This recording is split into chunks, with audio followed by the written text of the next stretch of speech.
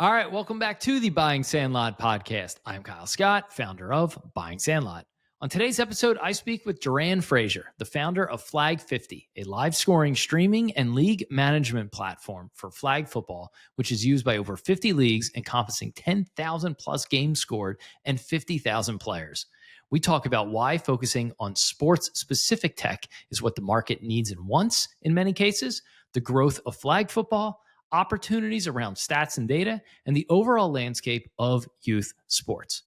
Before we get to it, I should mention that Flag50 is an upcoming sponsor of the Buying Sandlot newsletter, though we had initially planned this podcast long before we had those conversations, because I think Jeran and Flag50 represent a great example of what sports-specific tech looks like, particularly in youth sports.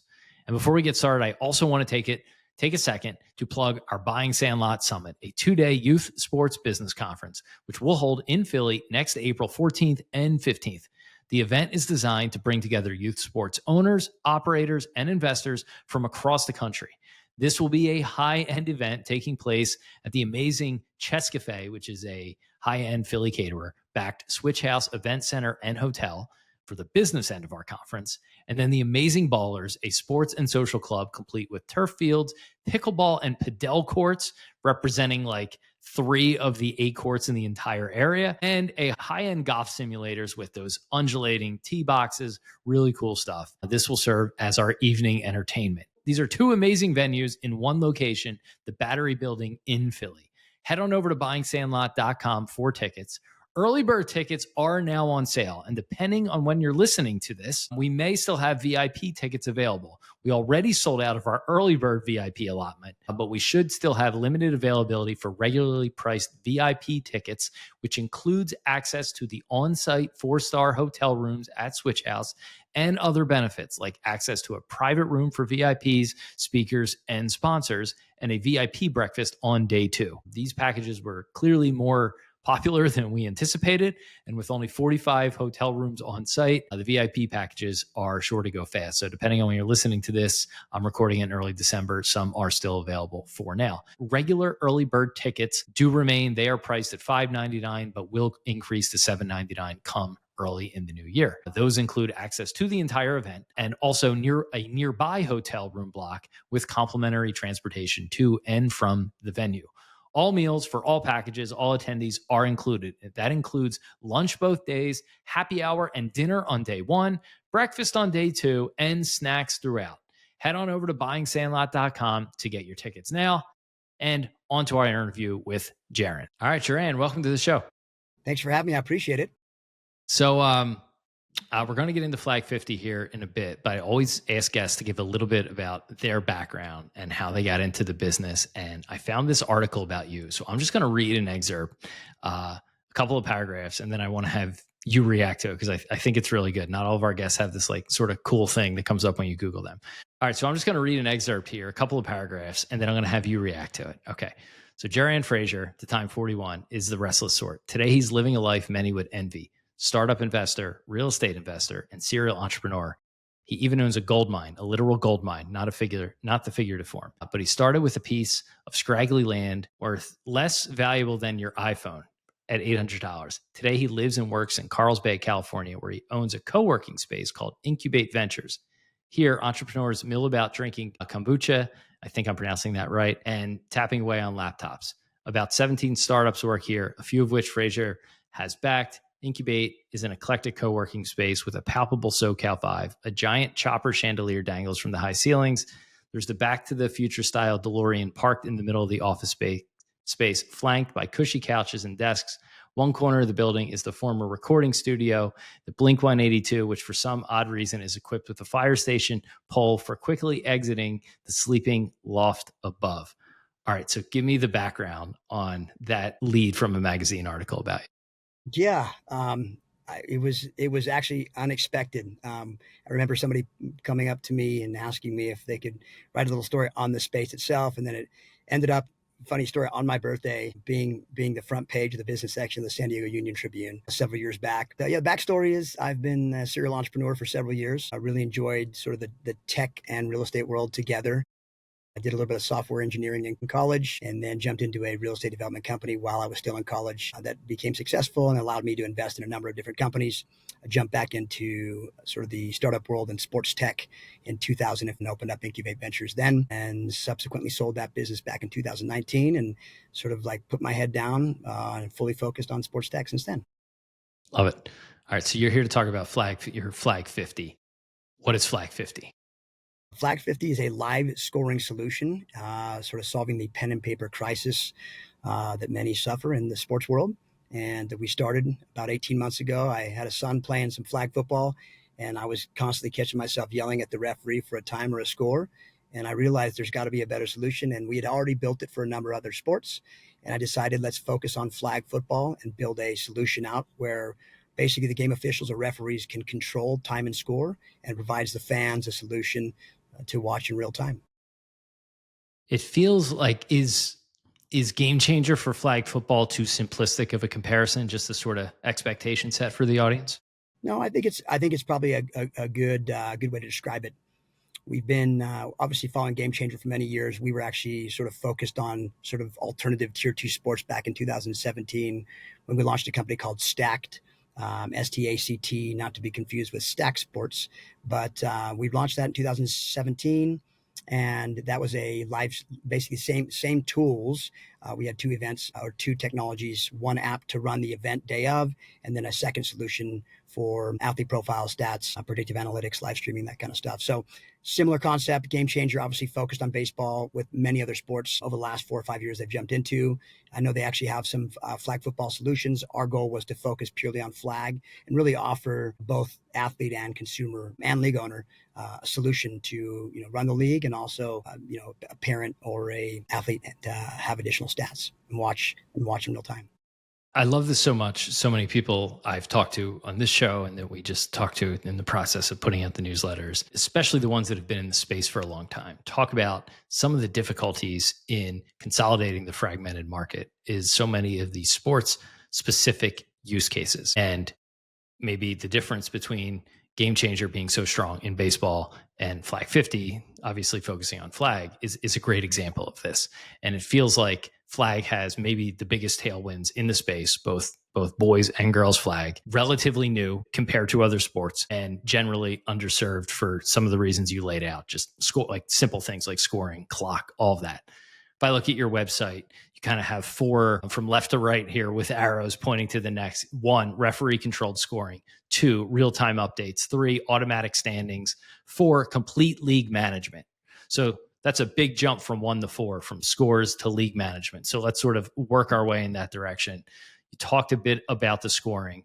Why and how does flag need and does flag 50 serve the scoring option that is relatively mostly non-existent today for I, flag? you know, yeah, I think the scoring is sort of the nucleus of the problem, right? I think the scoring gives both the consumer, the parent, and the athlete somewhere to just follow that data.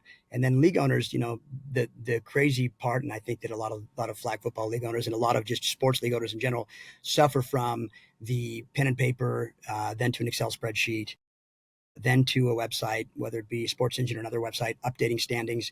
And it's just a challenge for a lot. And then of course the errors in between and the parents calling back or the coaches calling and saying, hey, scores are wrong. So we tried to create a system where it's just, a simple way to validate. And then once those scores are locked in, we tell referees, go to both parents. We have a couple of other solutions where we're beta testing at the moment where they just walk up to the coaches and they say, hey, I just want to verify the score, both coaches, and then they mark as review, and then it goes straight into the system for the league owner. And basically it allows them to, the process minimizes a lot of time, creates a lot of efficiencies for the league owner. We've also built additional tools like we have an AI scheduler built in there, a number of things that, again, provide the league owner the solution to run an entire season without having to really manage that pen and paper crisis that many of these guys have been dealing with. What makes it different than traditional tackle Flag football. in terms of the scoring and like the tech piece? Yeah, I would say, one thing is this scoring and timing for flag is actually, I think a little bit easier. Most of the plays are just managed. I mean, obviously a clock is managed on the phone, and then the scoring plays are pretty simple. So there's time between. So it allows the game official referee to really just pull out that phone when needed. The time and the clock can be running. If there's a timeout, they simply pull out the phone and hit timeout on the phone. So I think in tackle football there are some similarities, and I think that it will be a place eventually where we maybe partner with Pop Warner and we build some things out. But ideally, I think that the focus is like really solving the need of a sport that, like you said, is growing rapidly. It's going to be in the Olympics in 2028. Female flag, fastest growing sport in the U.S. So a lot of exciting things. I didn't jump into the sport thinking this was going to be the next big sport. I happened to identify a problem and create a solution. So you're leading with scorekeeping and timekeeping, but obviously it's going much deeper beyond that to run the league, the full league management. This is where you start to veer into the territory of the existing registration platforms, the league apps, team snaps of the world. So what do you think having the sport specific, like inch wide, mile deep works versus, some of those other strategies are a bit more mile wide, inch deep, or 2 to 3 inches deep, as it were? Yeah, I think ideally, I think we look at it as we want to play in the sandbox with a lot of these guys. We don't want to box them out. So I think that we're totally open to building the API integrations that are needed to make them all successful with us. At some point, I do see. I mean, we have built elements of registration in our technology. It does solve the entire sort of life cycle of both parent and participant and league owner. So for us, it's like it is sort of something that may be in the short term future here for us. I think ideally we do want to work with with all the tools and not box them out. I mean, I love this. I don't want to say for its simplicity because I think that probably undersells what you guys are doing. You're trying to do a lot, right? But to me, very clear problem solution and need that you're solving for, which is flag. Everything others, GameChanger is getting into basketball and I think volleyball in particular. And I know they do a little bit in flag and they're trying to go elsewhere. I think people hold them up as like this, the scorekeeping leader. There are other apps for this, but you guys are just coming right out of the gate and saying like, hey, this is purpose built for flag football. We solve an immediate need. And then we could talk later about, our league management features and all of these other things. But like just today, this is a useful app for anyone involved in flag. Is that a fair assessment? Absolutely. Absolutely. I think, like you mentioned, the game changer is they are the 800-pound gorilla in the room, and they've done an incredible job building it, starting with baseball and moving into a number of other sports. So for us, there is obviously going to be a consumer element coming. Right? Obviously right now it's just watching live scores with the nucleus being the league versus being the consumer, if that makes sense. The consumer is sort of secondary in our minds, but is right behind the league owners. And those solutions actually we launch here in the next probably call it 6 to 8 weeks with athlete profile stats, some live streaming elements attached as well. So we're excited to see where it all goes, but we have a really solid team, and I'm just excited to see the sport grow and be like right in the middle of watching, us move into this run of the Olympics in 2028. You guys, so it sounds like your ideal customer is at the league level. It's not at the parent level. Some of the other apps, parents and leagues could use, but you want to sell to the league and run not just the scoring for individual games and parents, but control or, have the standings and the rankings and things like that, all the stats. Yeah, I would say, I mean, we talk about sort of the scoring and timing being the nucleus of the data, right? So I think when you have the league owner, I think the consumer and the parent sort of follow. So I do think that there's the total addressable market on the consumer side is massive, and obviously where we're headed. But in order for us to capture that and have the parent buy-in or the consumer buy-in, we need the league owner. On your website, you have NFL Flag, FNL, Under the Lights, Flag, with Unrivaled. Talk about some of the partnerships you have, where you'd like to go, play some of the highlights, so to speak. Yeah, I mean, we're just, we're talking to individual league owners. Obviously, we've had several conversations on the NFL flag side, and we're excited to see where all of that goes. And some of the other conversations with these larger leagues, FNL, the West Coast has a handful of leagues, the East Coast has a handful of leagues. We've got some great partnerships on the Under the Lights side, as you mentioned, Unrivaled, not specifically with Unrivaled, but just Under the Lights and really onboarding a number of their leagues. Same with NFL flag. We're working with a number of large leagues, onboarding Matt Leinert's league in January, which we're really excited about as one of the sort of premier leagues under NFL flag. And then also some of the larger club leagues like Conquer in Southern California, which is a big club league and does really well nationally. And then some of the other NFL club leagues in Southern California as well. And then we're moving into places like tournaments. We launched a tournament technology about 4 weeks ago, and we're really excited about an upcoming event in Las Vegas this week with Oakley Alliance. What do you think the TAM is for flag? Everybody knows it's growing, right? Again, I'm just looking at the numbers you have in your website here, right? So you got 50 plus leagues, 10,000 games scored, 50,000 players. That's today. You guys are still relatively young. How big is the market today? How big do you think it's growing to, both in terms of leagues and participation? I think right now, the numbers are based on some research around, both, rec and, amateur club, college, and where it's all headed. I think that we're probably the number is about 7.1 million players nationally, with 2.4-ish, 2.5 and growing in the sort of amateur space, I would say. And that market, we've got a number, of course, everyone has their idea of what the total addressable market is in terms of revenue, but we see it as several $100 million that sort of encompasses flag football. But again, the cool part is just, there's so many tools I think that these league owners need. So like if you look at sort of the fragmentation of sports tech in general, and it's hard because there's so many things that are needed, right? I had a conversation with someone yesterday talking about, I just wish somebody could build an app where, the logistics of picking up kids. I'm like, that's a whole different app. Like that's another beast. And there are people doing that, but like you do have Team Snap and you do have GameChanger and you do have an app for soccer, but there's different sports that need different apps. But for us, we see a need specifically. If you look at flag football in general from a coaching perspective, I think once we have a league owner buy-in, I think the unique part is we open up the gates to helping coaches coach better, dialing in some AI layers that can really help these teams understand, hey, how do I call this play? I'm not a coach. So there's a lot of things that we're sort of building in from a technology perspective, leveraging AI. I know that everyone talks about AI, but we are working on some pretty unique things in the AI space that I can't talk about a whole lot, but we're excited to see where it goes and how it's going to help the sport of flag football.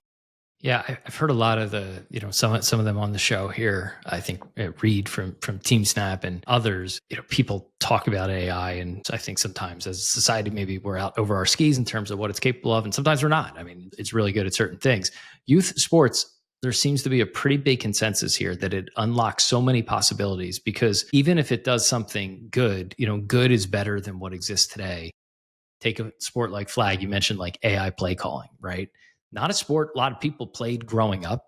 Calling plays, even if you were a football coach or player, calling plays in flag. My kids aren't in flag yet, but like I imagine it's a lot different than traditional football. And so just having an AI that can surface a suggestion where there's a complete lack of knowledge on the person side feels like a huge unlock. And I've talked to so many other people who are talking about AI highlights, but this is not the first conversation I've had where someone's like, hey, we can actually help with coaching, not just on the analysis side, but like in-game suggestions, just to make sure everybody's got like all the data they need at their fingertips. Totally. And I think, I don't want to get in over my head in saying we're doing all these things today. I just think just understanding sort of where the future lies in terms of unlocking the league owner and the parent. I think that as well as the coach, I think there is some unique ways for us to utilize things like computer vision technology, and other things that I can't discuss right now, but that are going to be able to really do exactly what you said, which is like level up the coach in a position to help him make plays that he wouldn't know how to make if he just had basically a wristband with a bunch of plays on it. Yeah. Yeah. It sounds similar. Mike from Go Route, and they have wearable. I love what they're doing. I think football and baseball primarily right now, but they basically look like Apple Watches, and it's coach to player communication, and they're able to communicate put a play in, and each player on the field can see their specific route.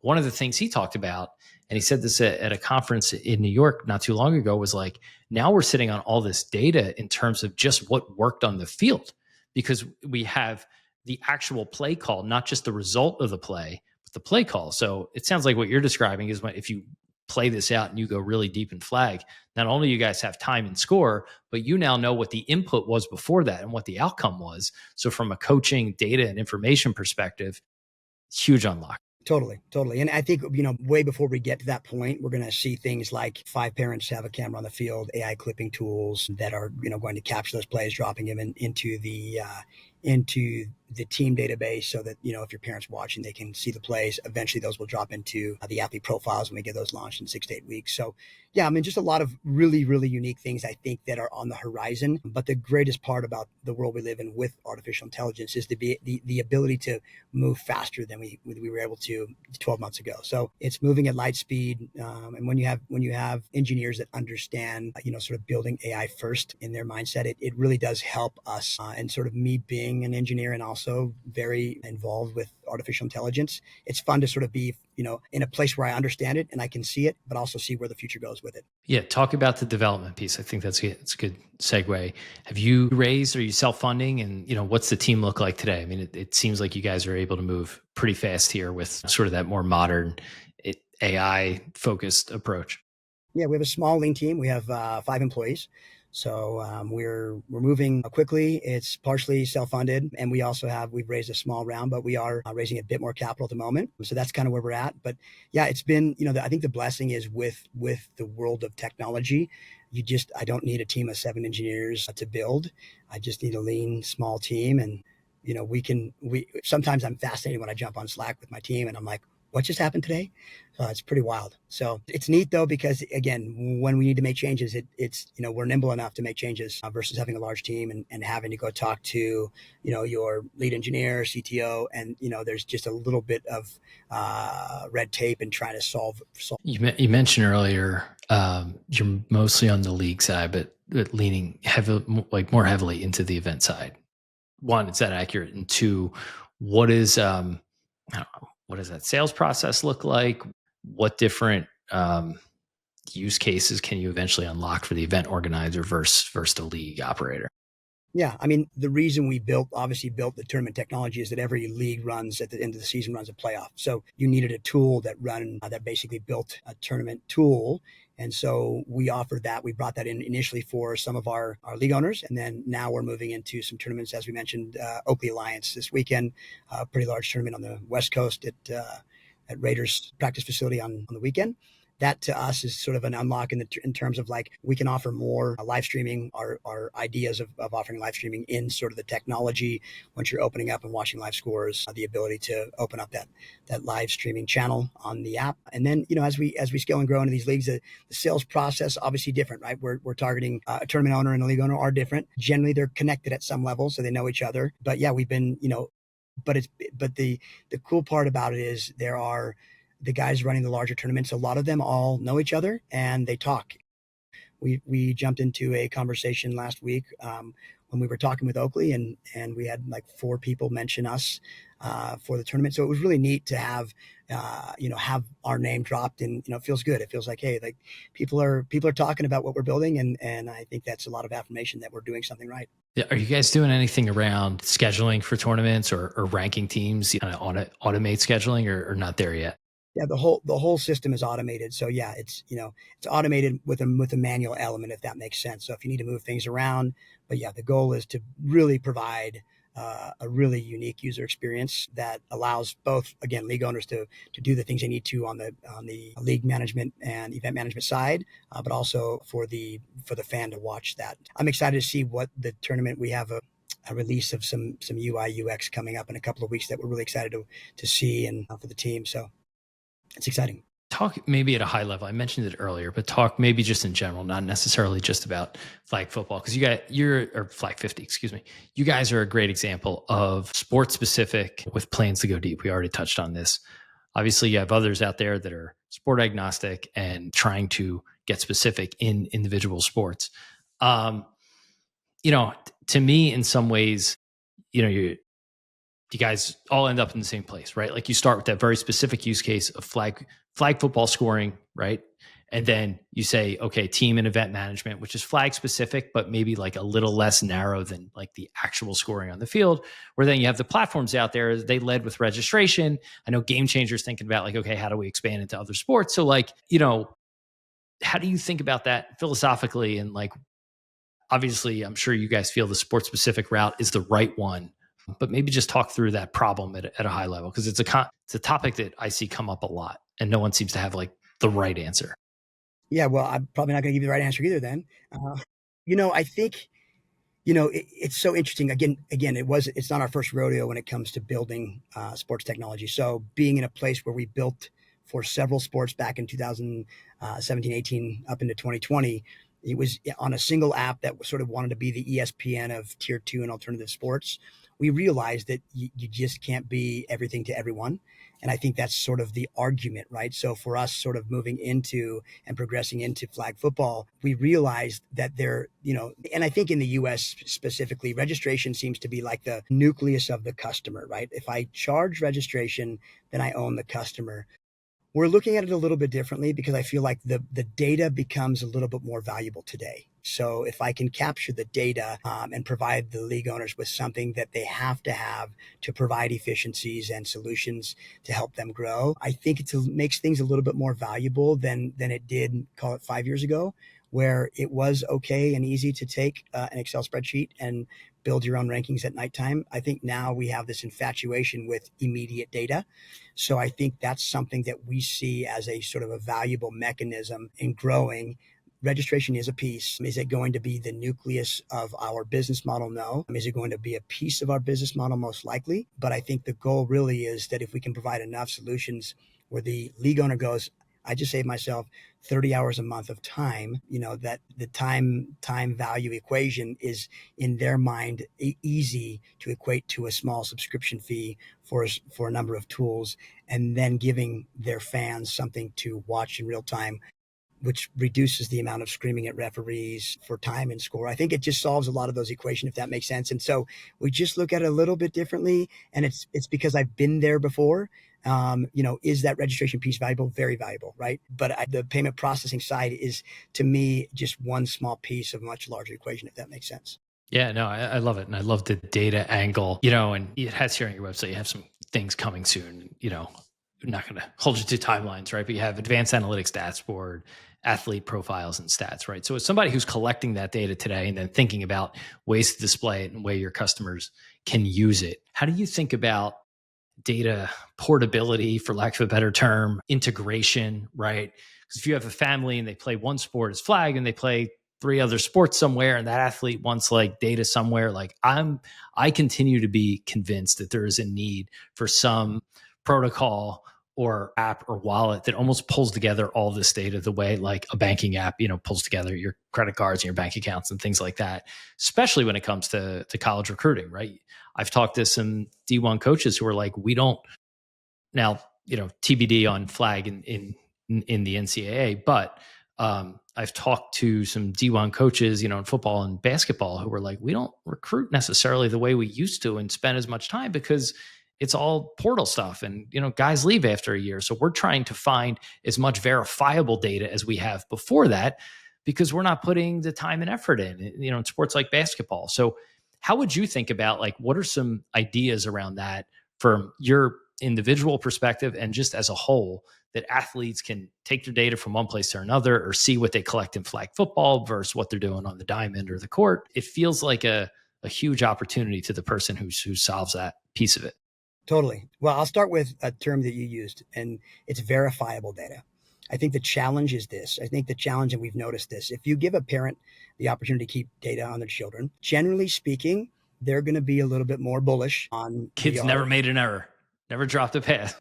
So part of us, I think that you start with, again, I always go back to the nucleus of data ownership or control in the league. And in order for you to have verifiable data, you need to have the league in control of that. So we see that as sort of the initial phase of all of this as we talk about sort of the Max Preps data of the world. And Max Preps had many conversations with the CEO in my past life when we built Stacked with the same mindset of like, why don't we have a single place like a Max Preps, which, right, like has the opportunity, but I don't think, the business model is just a little bit different. And I think, don't know the parent company that bought it. Was it PlayOn? I believe it's PlayOn bought acquired them. And, I've had a conversation with those guys as well. I believe it's out there. There's got to be something at some point. Our goal is, we're building Flag and we're focused on Flag. We know there's a number of sports that need what we have, and we are building it to scale into other sports eventually. But again, with a focus on that sport as a siloed sport, if that makes sense. So again, that's not something I'm even looking at for the next 6 to 8 months, but it's something that I think we're going to be in there quicker than I thought. We have a number of conversations going with a couple of pretty big league owners in some sports that really need our help. And so, I think that as long as it's verifiable data, I think that the idea is you can create that solution, which will help from a recruiting perspective, but it's going to have to be verified data. It cannot be a parent putting in little Johnny's, touchdowns and yardage, because it's going to be hard, because coaches are just going to, or recruiters are going to struggle to understand how to extrapolate what the value is in the athlete. Yeah, no, it's a great point. I love the comment of putting hands or putting it in the hands of the leagues. And I think, Major League Baseball is looking into ways to kind of own a bit more of the development and use where you can like quantify exit velo and things like that and sort of standardize that process. I know there are others out there that are looking at like running combines for athletes, and they're running them. So the data, you have a score, you have a speed, the person, like, it's like proctoring an SAT, but it's so diffuse. But yeah, it definitely feels like you're in the right spot of just collecting the data, knowing that it's verifiable. And then, there's value in that at some point down the road. Yeah, and I think the other part that I didn't mention was when we move into the consumer side and we do have the parent or team manager controlling those personal stats, it will be sort of self-policed by the team, right? If you have a touchdown in there, like little Bobby's not going to let little Johnny's mom put that Johnny got the touchdown when Bobby got it. So there's going to be a lot of policing in that sort of data process. Same thing goes like with GameChanger. Obviously everyone's paying attention, but like you have to be very careful because it's going to be semi-self-policed in that sense. So there is a lot more verifiable data in that world, and I'm not saying the league owner has to be the nucleus of that, but I do believe that it, like, in order to be verified, you sort of have to sort of create the boundaries around the data to get there. Yeah. Yeah. And again, like perfect being the enemy, perfect doesn't need to be the enemy of good here, right? It almost doesn't exist today at large where someone could say, hey, this is my history dating back to when I was 8 years old. So, directionally accurate is probably good enough in a lot of cases now. Yeah. And I was going to actually mention one of the unique things too. And obviously watching college football and D1 college football this year, we've all had a chance to see Julian Sand, who happened to be in the league that we started at, which is really cool. So we started at a little, actually one of the larger leagues in the U.S. It's got about 2,800 kids, FNL, which is FNL North County. And Sand played in FNL. Julian Sand played at Carlsbad High School, and then obviously now in the running for the Heisman. But I look back and go, man, imagine if you had the data or the stats or your little baseball card or football card that said I played against Julian. And it's just something that you could say, it's just neat, even as a 10-year-old, to say that, right? Like a lot of these kids, and I've actually, the value to me of high school football, and I've been following it like crazy this year, which I never have. It's, to me, is so underrated. It's crazy, because I feel like if we look at football in general today, college is now sort of becoming that next sort of tier 2 NFL, right? Kids are getting paid. Then you look at high school and you're like, NIL money's going into high school. Like, there's a lot of talent in high school level, and it's actually really fun to watch. And I don't think they're putting enough media value on high school football. And so I've been watching a ton of high school football. I got to watch a lot of playoffs the last month or so. And it's just neat to see, like, just these young kids that, like, you're going to see a kid that's a sophomore who's going to be in the big show someday. And you can see it at a really, at a flag football level, which is neat. I totally agree with you. And I know like Peyton Manning's Omaha Productions, they're putting on either a game or a series of games. We covered it a couple of weeks ago. NFL Flag Championships did really well on television. And clearly America can't get enough football. I mean, that's pretty well documented. I actually think high school and flag is a better way to expand that versus like these upstart leagues and things. Like there's so much in the sports tech sort of community, the LinkedIn crowds, about all these fringe and secondary sports. And, they're fun and they might represent like decent ROI. You put in a little bit of money and exit it for this or that. But especially when it comes to football, it's like, you know what? Like, I view those secondary leagues as like these are the guys who didn't make it or washed out of the league or weren't good enough to get to the league. And it's like, why watch that when you could just kind of live in the same ecosystem and watch high school and flag? Because if I'm a college fan, I want to see the same way I used to read Rivals to see about who was coming. I was a big Villanova basketball guy. I was reading to see who's going to come play for them, how many stars they are. But like I would have watched those games. There's so many college football fans in the country who just want to watch just for the recruiting aspects of it. Then you go down to flag and you try to identify these athletes, and it's in the Olympics. So that to me feels all part of the same federation, where some of these newer upstart leagues that are taking place in the spring are almost like, okay, these guys rinse through the system and it's like secondary. So I'm with you on high school and flag just as a consumption sport. Yeah. And when I was in Canton, Ohio in July, there was a young, I think he was 14, Bryson Wright was his name. Bryson caught a spectacular catch. I think everyone's seen it. I happened to stand right next to the field and I caught it on camera, and probably one of the coolest plays I've ever seen. And I think at the time he had 33 D1 offers. I think he's probably got 66 or 85. Who knows how many now? But this kid is incredible. And to watch, and both. And again, let's go back to like female flag as an example. Like I love watching female flag football. It's actually really entertaining, and I think again undervalued from a media perspective, in my opinion. So we're excited to sort of be also on that piece with what we're building to be able to take the production of called Oakley Alliance this weekend and put it in the app and show a larger audience female flag football, because it's just really entertaining to watch. But you go back and you see these kids, you're like, well, in ninth grade, this kid had 33 D1 offers, and you want to watch his career. You want to watch him through high school and see where he goes, right? What college are you going to pick? Where's he going to play? And you can almost assume that some of these kids, even in ninth grade, are going to make it to the NFL. So I'd be shocked if Bryson Wright doesn't make it to the NFL. I'm already trying to buy his signature baseball or football cards. Well, I was going to say, like, you're touching on the collectibles aspect. And I was going to say, so many people nowadays, call it like mid 40s and younger, grew up playing video games, grew up playing these role playing games and all the pro sports games for the last 15 years.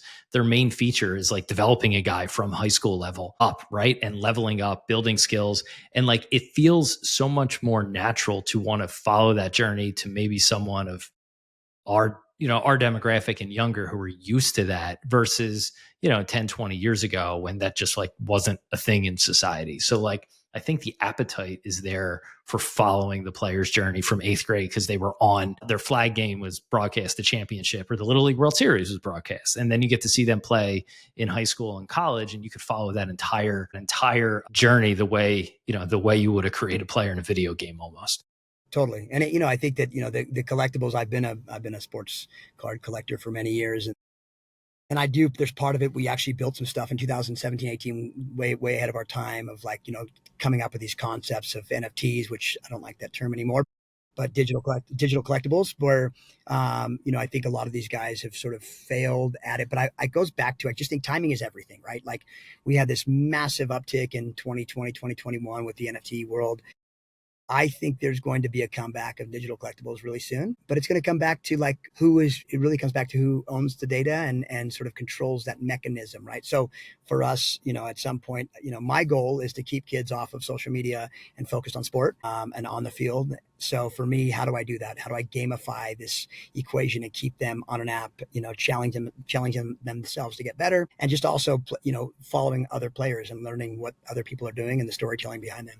Yeah, I love that. You mentioned like, hey, if they played against a future NFL star, like what a cool thing if you can like unlock a digital tradable or collectible from that game. Like, hey, I beat this guy, right? I had a buddy growing up who wound up having a cup of coffee in the major leagues, but like struck him out once, right? Would love the digital card of the record of that actually happening. Totally. So, and that stuff's all coming, right? Like, again, it goes back to the layer of artificial intelligence and how fast things are moving and the ability to create this stuff versus 3 years ago when there was this, the countless companies that raised, 20, 40, 100 million bucks to build these ideas out that unfortunately didn't come to fruition. But the concept still exists. And I think that there is a desire. I still see a lot of these platforms floating around where you can buy, from Panini to Upper Deck, where people are still actively involved in buying digital collectibles. And I think that's going to trickle down into like, I do see the collectible world moving into high school and potentially even like flag football at an amateur level. Who knows? Yeah, no, I totally agree. A few years ago, I mean, part of the problem was like, as a proud owner of a cool cat on NFT, which I wish I would have sold. Like The it not was so cool, the not so cool cat anymore. the not so cool cat. It was a great investment. But it was hard. Like it was hard, for the average person. Like you had to spend a significant amount of time just figuring out how to like get crypto here and there. And it's like, okay, if we could iron that out, whether it's crypto or just regular, good old fashioned cash, it seems like it's ripe for a comeback. Let me pivot in the last couple of minutes here to talk about, maybe I want to get your views on the well, I guess we talked about Flag. Maybe talk about what you're seeing in youth sports overall, as someone who's been in sports tech for a bit, right? It's clearly having a bit of a moment. I've been to a few of these events now, and there's lots of private equity guys. Like you would, I'm sure you're experiencing this. You're not going to struggle to raise money to the extent, that would even be a thing for you. But, what are your overall thoughts on where this all goes? Yeah, that's a bit of a loaded question. Yeah. But I would say, look, the word legacy technology has sort of become modern slang in the world we're in terms of where sports tech has been, and not just sports tech, but tech in general. And I think that you look 10 years ago and some of these larger companies in the sports world were acquiring 10, 12, 15 technology companies trying to band-aid them together, and it wasn't successful. I think what we're going to see is some consolidation from a just purely from a customer perspective. I think Sports Engine's currently for sale. There's some acquisitions outside of the flag football world that I have heard of recently. So there's things happening where I feel like the problem is a lot of these things. Again, we talk about going back to a single technology. Maybe it's communication tech or whatever. Everybody has to bolt something new on, but a lot of these companies wanted to be everything for everyone. And I think now a lot of them are realizing that if I can find one or two or three sports to be really good at, I'm going to succeed. So I think there's going to be consolidation in terms of like sport focus, if that makes sense.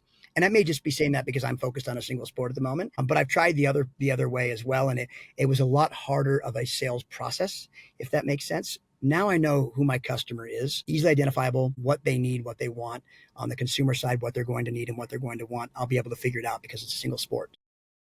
That's the goal for me. And again, we're small, right? From a fundraising perspective, yeah, there's a ton of capital out there. And so and it's a game, right? That you have to learn to play like properly, because at any point you take the wrong check, you could be in a position where you no longer get to make the decisions, and it just changes the scope of the business. So I'm trying to run the business in a place where I still have the creative capabilities of driving the business forward, without having to be in a position of taking that larger check and saying, "Hey, I have to make the decision because this is what a VC or private equity has told me to do." But at the same time, there are actually plenty of private equity firms that are really ready and willing to give you a check to say you run the show. But I do think that the model is definitely changing in real time. I think you had someone on the podcast recently that I was watching that had done some, I forget, he was a sports AI, raised a significant amount of capital. Fast Break? Was it John from Fast Break? Yeah. Yeah, Fast Break. And just, listening to that, such a interesting, I mean, everybody you have on your podcast is so interesting to me. And so for me, it's unique to listen to, how people are leveraging and AI and how they're going to position themselves in 2 to 3 years from now. But I think for me, the exciting part is like, I know that we have a sport that's going to the Olympics. I know we have a sport that's now a D1 sport for females and growing rapidly. So for me, I feel like I can target what I feel like a small team can execute on, if that makes sense, where I don't need to hire 50 employees to do that. And that's I guess the beauty of being that silo focus on a sport. But I do think that some of these bigger companies are going to figure out how to silo them within their own tech stack. Yeah. It's a strategic acquisition, perhaps. I think that's important for so many people. Like, I know there's lots of operators out there who run decent businesses today, control their own destiny, and they have lots of private equity folks. I heard one person told me, like, calling literally every week, they're getting some sort of a phone call, right? And it's about finding the right partner, because everybody's got different goals, even whether it's private equity or VC. Within each of those buckets, there's different timelines and things like that. And some of it comes to size, right? Like you mentioned, you're a small team. You got like five people. You guys can grow what would be a absolute home run win for you and your team, right? You're starting from a different level than where, say, like and not to keep bringing them up, but like where a GameChanger is today, right? I mean, they're doing 150 million in revenue. Like for them, they now need to, it's the, law of large numbers, right? They need to grow from a much larger base. And it's like, well, how do you do that? Well, you got to go further down the stack. And for you guys, it's like, hey, if we own flag football, like we're going to have a great outcome regardless. And then we can start thinking about other sports. So I think it's good advice for anybody. Just think about what's success look like for you, and not necessarily another company or a larger company or a smaller company or an investor or something like that. I mean, I think the idea of the unicorn exit, right? That was the sort of Y Combinator, like the push of when you were a startup, like you wanted to be that next unicorn. And I think that now it's a beautiful time to start a company, right? Because you can do it for a lot less money, but there's a lot of complexities. People think, oh, I can just go onto one of these, Bolt, Lovable, something, and build a tech stack, and I can vibe code, and it's not that easy, right? Like, vibe coding is great if you need to solve a simple problem, but you put sports complexities in any problem, and good luck. I mean, you need a team of solid engineers to build, and so I think that we're just it's a beautiful time to be in the sports world. And I think that as we see, the Olympics run back, I guess the cool part too is like, it's going to be in LA for us. So being on the West Coast, it's like, it's my backyard. And, actively, I don't know if our tech's going to be the one leveraged in the Olympics, but man, that would be a dream, right? So those are the things that you sort of dream of and you hope. But at the same time, the idea is that there's so much opportunity out there. And it's just being laser focused on a sport, solving the league owners' needs, and then moving into the direction of what is the next revenue model, and also what is the next technology model that allows the sport to grow, not thinking purely revenue, but also like just the growth of the sport, and how do you help that grow? Yeah. I think that's a good place to leave it. Listen, I think that was awesome. Why don't you tell people where they could find out more about Flag50, and if they're not using you guys already, how they can start? Yeah, flag50.com, flag50.com is the domain. You can get a bunch of information there. And if you're interested in learning more, there's a couple of places to get some information and sign up your league as well. And you can also email me as well. But actually, maybe I shouldn't give my email out because I get bombarded. So you just on the website, info@flag50.com, but you're 5 employees away from me, so you'll find me. Okay. Anyway, here's the sign of growth. Are you still getting the info@ email, or do you have somebody screening that one for you? No, I have someone screening that one. Okay. So it's good, but it'll right, make so it. That means you've hit escape velocity. But anyway, so yeah, well, listen, I really appreciate you taking the time, Kyle. Always, I'm a huge fan of what you built at Buying Sandlot, and hope to continue to see it grow. And I'm excited about your event in April. So yeah, we got to get you to Philly. You get a good tailwind. It's like 4.5 hours to San Diego. It's not too bad. Is there a good surf pool out there by chance? If there is, I'll be there. What's that? Is there a good surf pool in Philadelphia or not yet? No, but I'll tell you, you're an hour from it's literally called Surf Beach in Ocean City. It's probably not California style waves, but like, I spent a good chunk of the summers near that beach, and like lots of surfing. So in April, you just need a wetsuit. You might be all right. Okay, I'm coming. I'll bring my board with me. There you go. Awesome. All right, listen, Jeran, thanks for joining.